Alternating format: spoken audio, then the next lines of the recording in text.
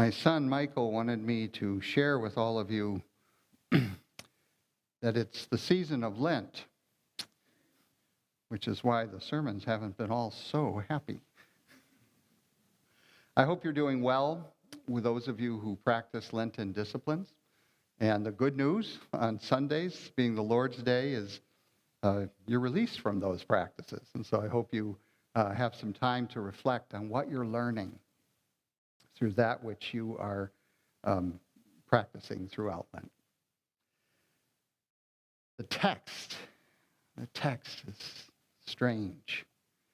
The Genesis text. It emerges from a world that has been wrecked with wickedness. This was the pre-Noah world, in which God, who lovingly created life, falls into a deep grief that everything God had ever intended creation to be had twisted itself into perversion. And God's grief was such a horrendous wound, such a pain unhealed. It left God with what we might call a nihilistic thought. Burn it down. Burn the whole thing down. Whatever it was that God had intended creation to become had just all gone to hell. And God was tempted to destructively and violently sweep it all away. Theologically put, God was ready to damn it all. And if you think about it, this is a horrifying portrait of God. This is a text of terror. This is a portrait of God that can shake our own confidence and trust. If God can have thoughts of blotting out what isn't perfected, what chance do any of us have to be other than blotted out? It would just keep us in a constant state of anxiety. Are we good enough? Did we pass the mark? Is God okay with us? But of course, that isn't the whole story, nor is it the end of the story. There was a man named Noah. And as you know, names mean something. Noah's name means rest or comfort. Noah found favor in God's sight. Perhaps Noah comforted God's despair and gave God hope. Sometimes that's all it takes, you know. One person, it's kind of Stephanie's lesson today. One person to cure the evil madness that can take possession of us. Sometimes all it takes is a conversation, a simple act of being present, a word of encouragement, eyes that show sympathy or affection. And a foul mood is lifted. A heavy burden is eased. A deep and bitter disappointment is soothed. A distorted perception is altered. One person, one conversation, one word, one look. Noah intervened in God's grief. The destruction did come, but life itself was not blotted out. A way was made when it seemed that no way was possible. And life was sheltered and saved and redeemed, literally born again in the womb of an ark. And eventually, over time, Jesus of Nazareth emerges. A new creature emerges to embody the fullness of God on earth as in heaven. The Romans text speaks of a future hope that others like Jesus would awaken in history and bring into being a new age of healing. Indeed, creation itself, which is not an object out there, but it's the evolutionary process in which we live. Although red in tooth and claw, littered with ongoing death, with extinctions, with experiments that fail. This process, this evolutionary process, will give birth to more of those who are revealed as Jesus-like. That's the hope of the Romans text, the emergence of the children of God, of Christ-like creatures. That's the hope. That creatures will emerge that will heal the earth as a priority, that will reverse the wickedness, that will repent of evil and learn to serve the good. It's the great hope that the evolutionary process, which can feel to us so random and brutal, will achieve a harmony, a balance, a web of mutuality, or as Paul says, God as all in all. We live in the time between death and resurrection, between failure and victory, between destruction and creative renewal. Like God in the Genesis text, we can become overwhelmed by our grief when we can't fix what is broken. After all, what can you and I do about Ukraine? About the endless refugees fleeing war and those fleeing poverty or terror or trauma? What can we do, you and I, about the dying of the earth and the tearing apart of our habitat, atmospheric rains, epic hurricanes, triple tornadoes, wildfires? Indeed, it feels like we're living those ecological destructions that the book of Revelation talks about. What really can we do, you and I, about the corruption of institutions, the erosion of civic responsibility, the common basic decency, the civility of human beings? Like God, such grief tempts us towards nihilism. Just let it burn. But just as God had Noah offering comfort, so that the original thought was tempered, so also do we who worry about ecosystems and institutions, norms and customs, the way things were, and what we think to be the way things ought to be. All of this, we worry, is dying, leaving us in the grief of not knowing what we're able to pass on to our children and our grandchildren. And yet, with all of that grief, nevertheless, we have this hope of a new birth, that we might be like Jesus, child of God, living between destruction and rebirth, living between futility and creativity, between endless sorrow and ecstatic joy. That's our context. That's where we live. How then do we live within this dialectic? How do we live between the poles, the back and forth of our existence? We are never fully in one or the other, but we're always touching or being touched by both. These poles, always there, destruction and life, bound together, the good and the bad, intertwined. The horrible evil of crucifixion and the unbelievable ecstasy of resurrection bound together. The emergence of an unsolvable problem and the solution that is birthed from the problem itself. Life as a weaving back and forth between shadow and sunshine. We live in this context. Not very simple, actually. Daniel Wolpert tells the story of a few years back. He was visiting the old family farm in Vermont. He remembers it as a beautiful, harmonious setting, an idyllic place to grow up. He remembers running and roaming free in the woods without a care because he's part of the created order. But when he returned decades later, he discovered that folks weren't roaming so freely in those woods.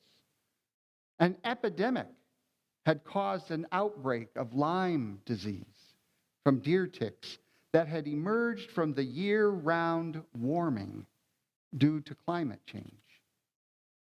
But at the very same time as this horrible news, another invader had emerged, Japanese knotweed. The plant, with its large leaves and small white flowers, loves to grow near rivers. Matter of fact, it can take over riverbanks and rock beaches, weaving its shoots into enormous bush-like tangles. Needless to say, Vermonters hate this plant almost as much as they hate Lyme disease. But interestingly, the knotweed also happens to have great medicinal value. It's used in the treatment of bronchitis, gingivitis, lung diseases, skin disorders. And wait for it, it's thought to be one of the best herbal remedies for Lyme disease. The problem and the cure have arrived in Vermont at the same time, a phenomenon that is common in ecosystems worldwide.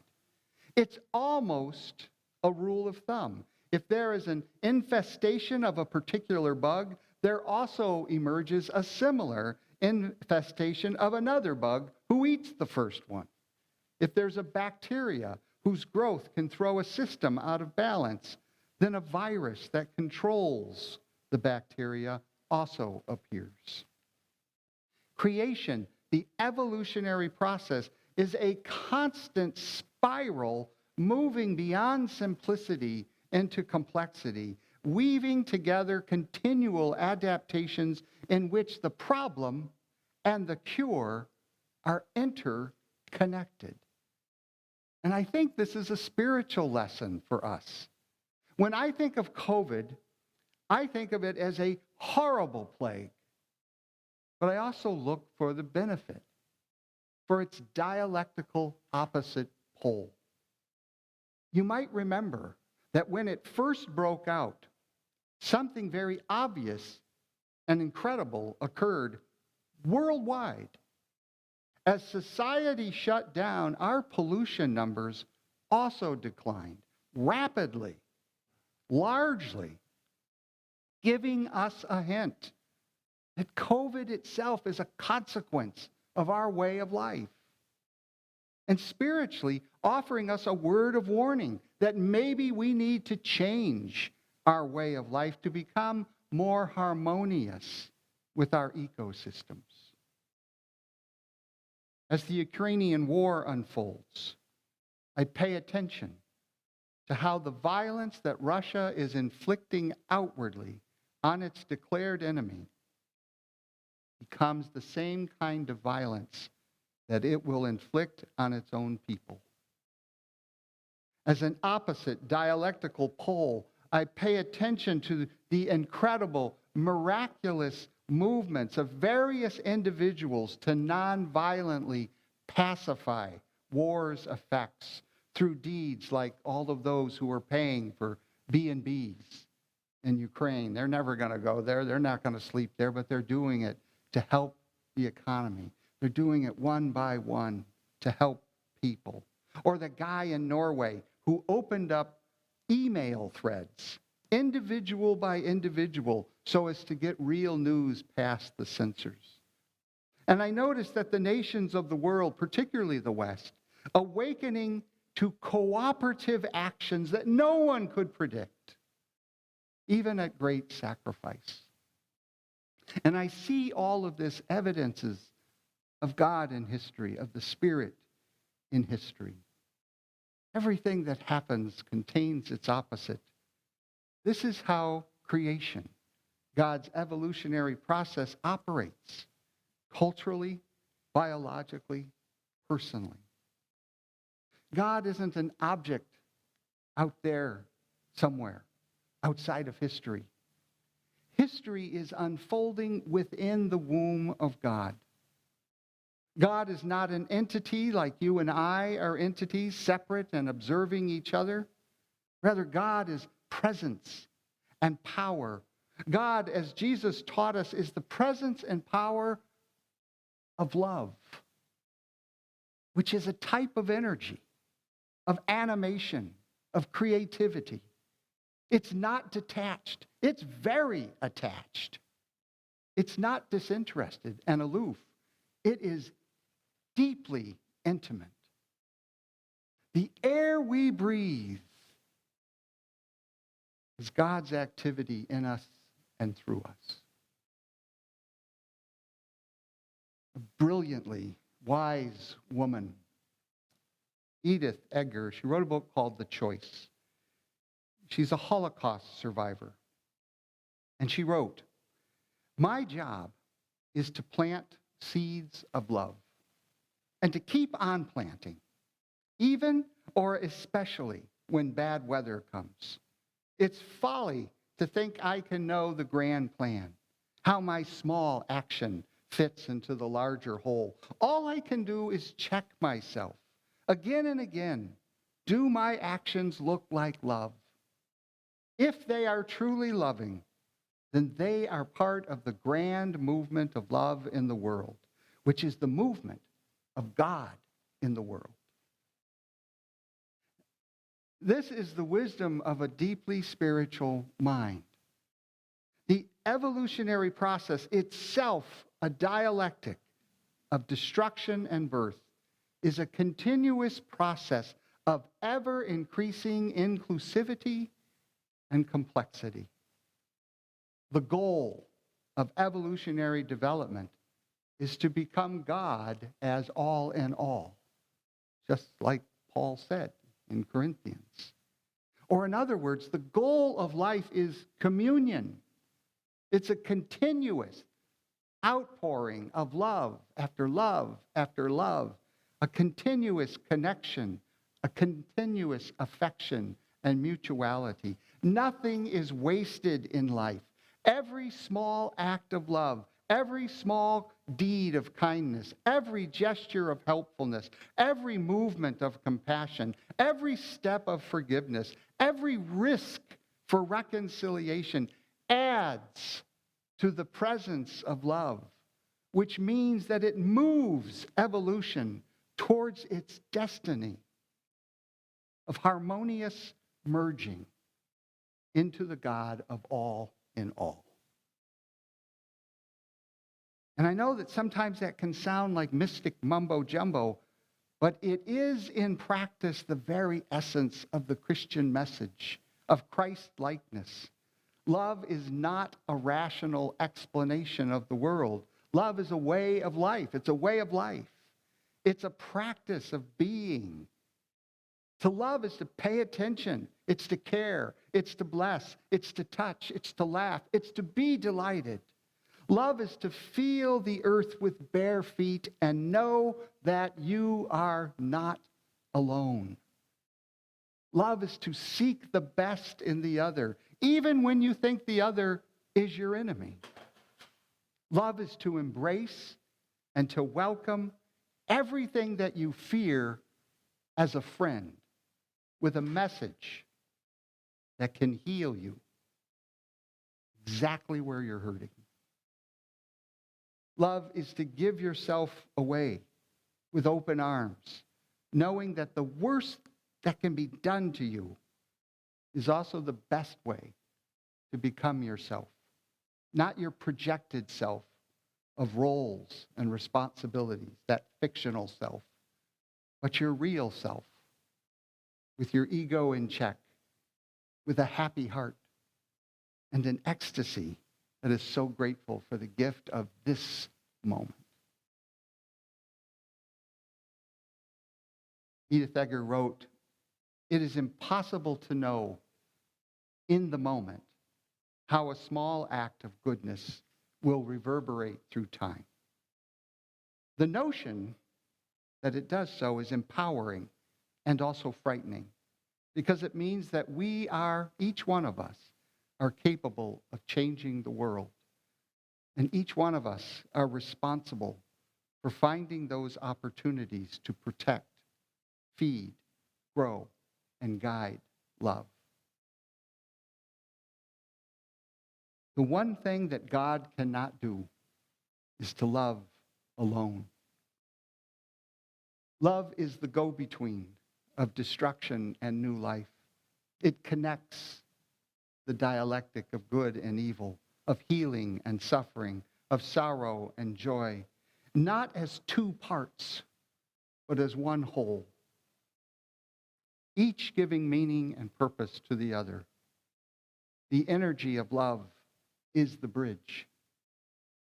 Far from mumbo jumbo, the spiritual journey of walking that bridge requires life's greatest courage and compassion. It's why Jesus said, "For the gate is narrow, and the road is hard that leads to life, and few are those who find it."